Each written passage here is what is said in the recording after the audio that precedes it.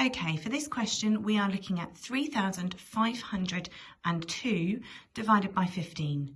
We know that this is going to be a long division question because we are dividing by a two-digit number. The first thing that we need to do is create a toolbox to help us. So our toolbox is the 15 times tables. So it starts with 15, then 30, then 30 add 15 gives us 45. Then 45 and 15 equals 60. Then 15 plus 60 gives us 75. Then 75 plus 15 gives us 90. Then the next number is going to be 105. Then 120. And we could carry on if we wanted to. However, I think we've got enough to work with at the moment. We can always revisit our toolbox if we need to. So we start by saying to ourselves, how many 15s are there in 3? There are no 15s in 3. So we put our 0 up the top. Then how many 15s are there in 35? Well, we can get as close to 30, which is 2 times.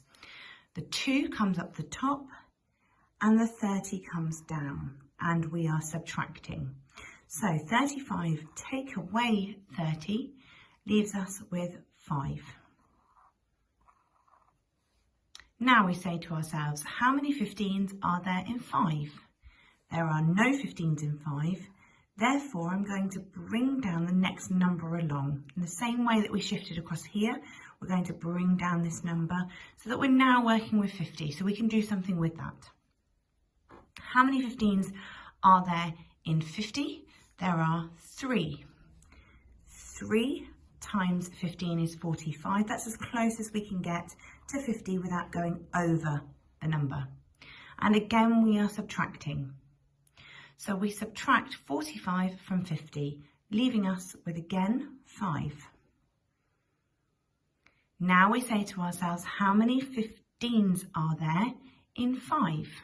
There are no 15s in 5, so we need to once again bring down the next digit along, which is the 2. Now we're looking at 52, and we say again, how many 15s in 52? Well, we can get as close again to number 3 in the sequence. So 3 times 15, which is 45. And we are subtracting once again. 2 subtract 5 we can't do here, so we come across and we're exchanging.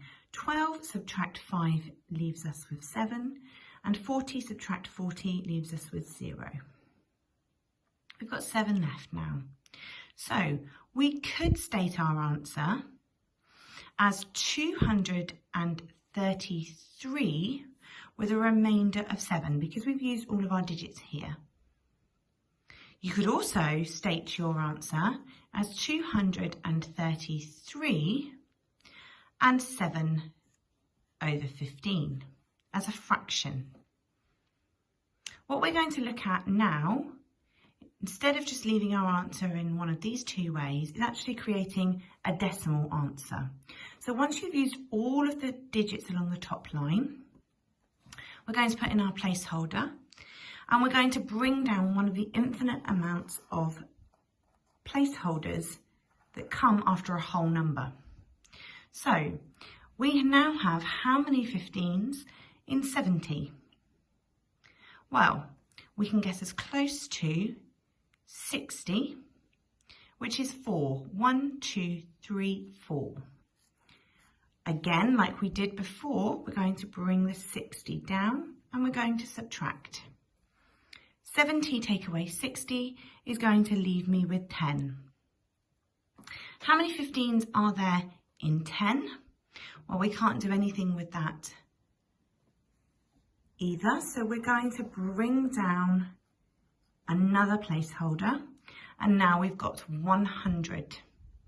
How many 15s in 100?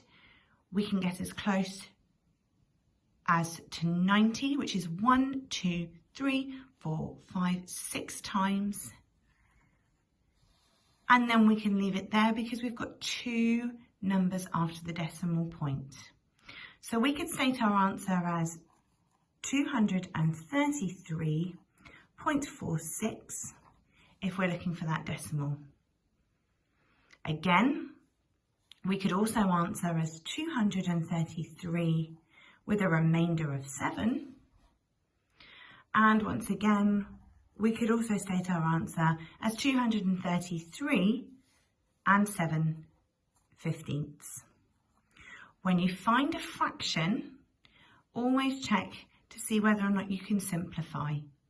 3 different ways of answering the same question, all should give you the same amount of marks on a test. This is higher level. However, these